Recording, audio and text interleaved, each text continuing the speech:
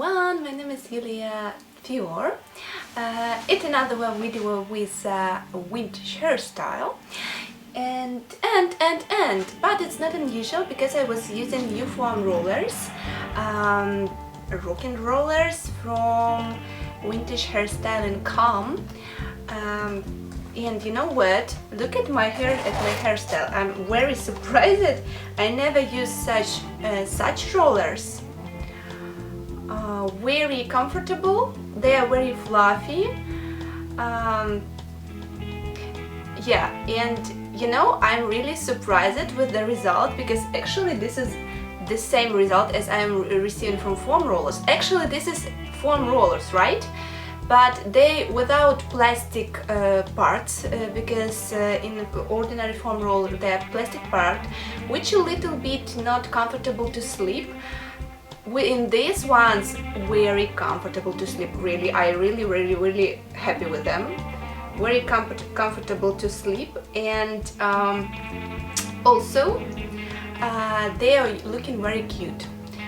Like in this one, you're looking glamorous even at morning, even when you're drinking coffee at morning, not without makeup, without anything. In this foam rolls, you're looking really cute. It's very looking glamorous, you know.